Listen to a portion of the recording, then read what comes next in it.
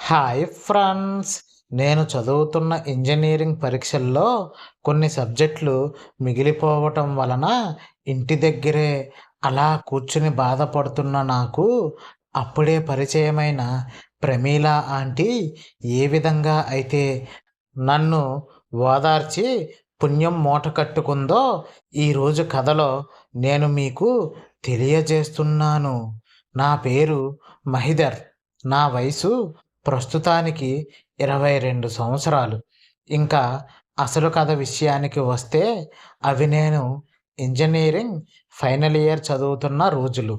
ఎక్కువగా స్నేహితులతో కలిసి సినిమాలు, షికార్లు అంటూ తిరగడం వలన ఆ సంవత్సరం రాసిన పరీక్షల్లో కొన్ని సబ్జెక్టులు అయితే బ్యాలెన్స్ ఉండిపోయాయి. దాంతో ఏం చెయ్యాలో తెలియక నేను ఇంటి దగ్గరే కూర్చుని బాధపడుతూ ఉండగా మూనిగే నక్క మీద తాటికాయ పడింది అన్నట్టుగా నాకు మా ఇంటిలో మర్యాద కూడా లేకుండా పోయింది.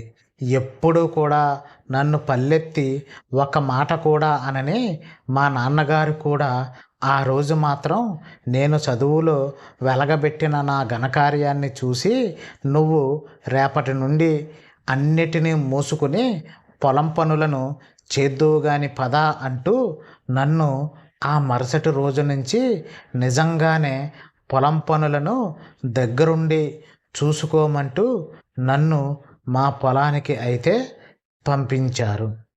అలా నేను ప్రతిరోజు మా పొలం గట్టుకు వెళ్ళి మా పొలం పనులను దగ్గర ఉండి చూసుకుంటూ ఉండగా అప్పుడే నాకు పరిచయం అయ్యింది అక్కడ పనిచేస్తున్న ప్రమీల ఆంటీ. ప్రమీల ఆంటీది మా పక్క ఊరే కావడంతో నాకు కొద్దిగా ముఖ పరిచయం కూడా ఉంది. కానీ ఎప్పుడూ కూడా నేను తనతో పెద్దగా మాట్లాడింది అయితే లేదు. కానీ ఈసారి మాత్రం నేను ప్రతిరోజు మా పొలం పనులకి వెళ్ళినప్పుడు అల్లా తనతోనే కూర్చుని సరదాగా మాట్లాడుతూ ఉండేవాడిని. అలా కొన్ని రోజుల తరువాత నాకు తెలిసింది ఏమిటి అంటే, తన భర్త ప్రమీల ఆంటీని వదిలేసి వేరే దానిని ఎవరినో తీసుకుని ఎక్కడికో లేపుకుపోయాడు అని. పైగా తనకి ఒక కొడుకు కూడా ఉన్నాడు అని, వాడు స్కూల్ కూడా చదువుతున్నాడు అని, పైగా వాడి ఆలనా పాలన మొత్తం అన్నీ తానే చూసుకుంటున్నాను అని నాతో చెప్పుకొని బాధపడింది పాపం ప్రమీల ఆంటీ. అలా తన మాటలు విన్న నేను అంత బాగానే ఉంది కానీ వాడికేం మాయరోగమో ఇంత అందమైన పెళ్ళాన్ని వదిలిపెట్టి ఎక్కడికో వెళ్ళిపోవడానికి అని నా మనసులో నేనే అనుకోసాగాను.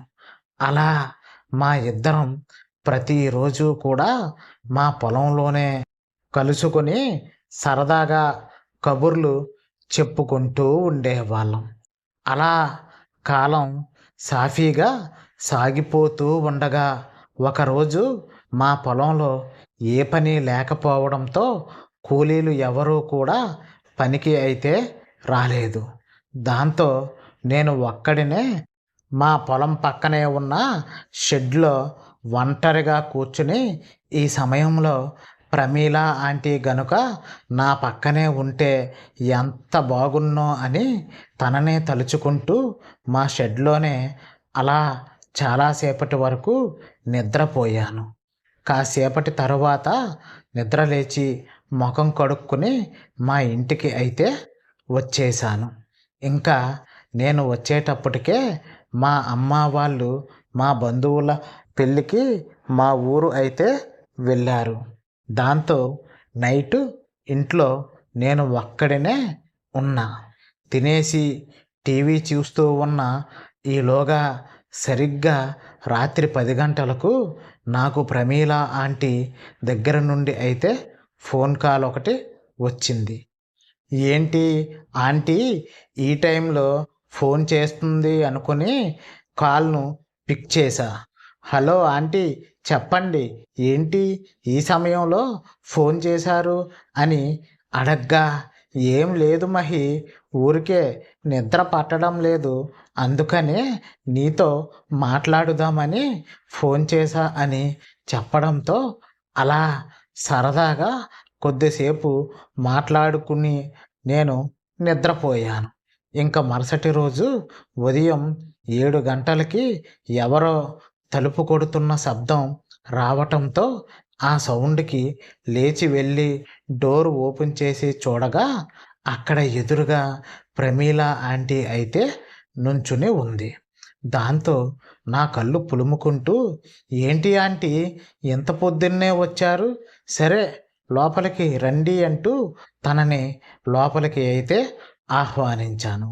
అలా లోపలికి వస్తున్న ప్రమీల ఆంటీ, "నిన్ను చూడాలనిపించింది మహి, అందుకే పొద్దున్నే మీ ఇంటికి వచ్చేశాను" అంటూ నన్ను గట్టిగా పట్టుకొని కౌగిలించుకుంది.